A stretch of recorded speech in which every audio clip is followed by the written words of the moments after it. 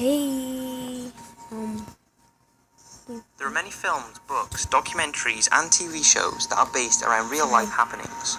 An American Horror Story, the famous television series, can be added to that list. Most of the program's characters were created using the inspiration from real events and people, and I've already talked about a few before, such as the Black Dahlia, Schlitzie, and Edward Mordake. But here are 4 people and a place that have been the inspiration behind the show, all of which have a grisly and dark history. Twisty the Clown is probably one of the scariest and freakiest characters of all. With his disturbing mask and murderous antics, he really is everyone's worst nightmare. And the fact that he is a clown makes him even creepier. So creepy, in fact, that even the US's largest clown organization complained that American Horror Story is contributing to an increase in clown fear, which is already a very common phobia. To make matters worse, Twisty was based on a real-life clown, and his name was John Wayne Gacy, also known as the Killer Clown, who was a serial killer in the 1970s. Now, although this has not been confirmed, and many argue it's false, it's said during some of John's savage attacks, he would be dressed up as his alter ego, Pogo the Clown, which was an act he created in 1975. He would dress up as the clown and attend parties and events for some extra money. Gacy's crimes were truly horrific. He would target young men who were usually prostitutes or runaways, promising them work, then taking them back to his home and performing a variety of sick acts. Some were chloroformed, raped, and then strangled, and others were tortured and choked with their own underwear. His crimes came to an end in 1978 when he was investigated over the disappearance of a 15-year-old boy. After searching John's house in Des Plaines, Illinois, the police uncovered the horror of his crimes, and he eventually confessed. He admitted he had lost count of how many he had killed, but police found 26 bodies buried in the crawl space beneath his home, which Gacy said he had intended to concrete over. Can't be true. 3 further bodies were found elsewhere on his property, and he admitted to discarding 4 of his latest victims' bodies in the nearby Des Plaines River. Gacy was convicted of 33 murders in total, although it's thought there are many more unconfirmed killings. In 1980, he was sentenced to death, and after spending 14 years on death row, was finally executed by lethal injection on the 10th of May, 1994.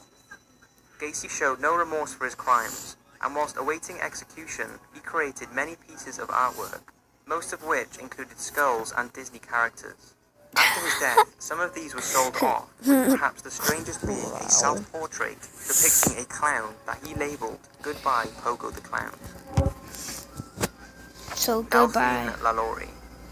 Kathy Bates played Madame Delphine LaLaurie, the sadistic mother and slave owner in American Horror Story, who shows no remorse for the hideous way she treats her slaves. So, how accurate is her portrayal, and was the real Delphine LaLaurie really that cruel? Born in a time when slavery was perfectly acceptable, and it was normal to use extreme discipline. At the time of her 3rd marriage to a French physician, Louis LaLaurie, she owned at least 54 slaves. She kept them chained up and gave them the bare minimum rations to survive, despite complaints from her friends and relatives about the barbaric treatment. She continued to incarcerate her slaves in wretched conditions, and it was reported she would beat her children if they tried to feed them. Then, in April 1834, a fire broke out at the LaLaurie residence.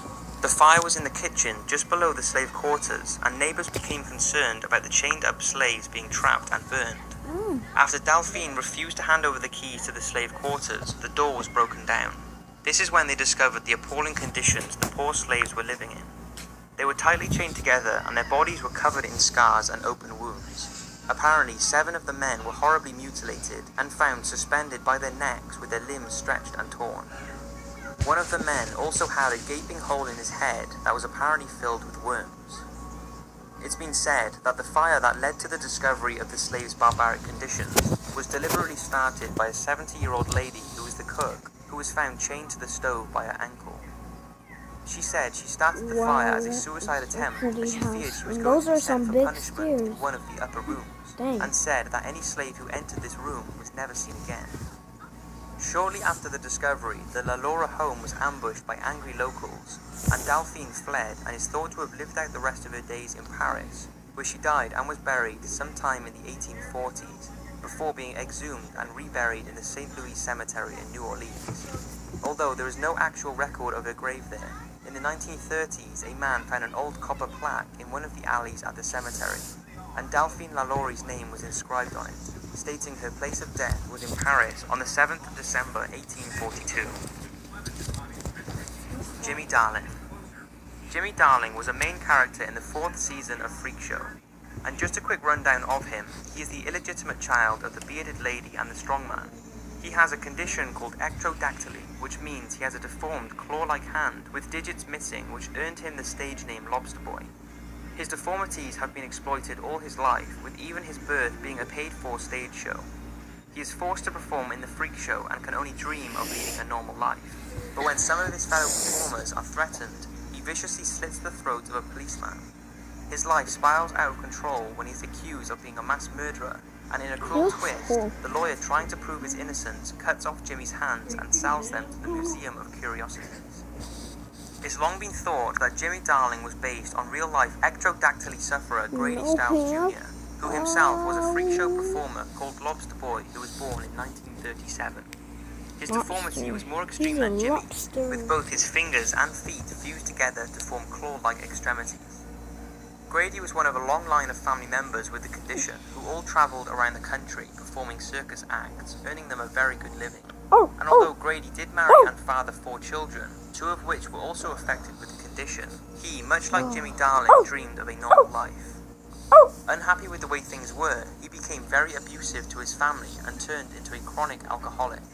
And although unable to walk due to his deformity, he had developed incredible upper body strength, and this strength combined with his violent temper and alcoholism made him a very dangerous man.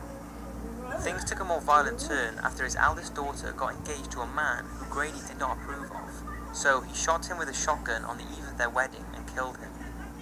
Due to his disability, Grady was not jailed for his crime and instead was given 15 years probation. For a short time, he stopped drinking and remarried his first wife, but soon fell back into alcoholism and became even more abusive, until in 1992 his wife had had enough. She paid a 17-year-old $1,500 to kill him. Shortly after, Grady was shot in his own home by his wife. Okay guys, bye. Peace out.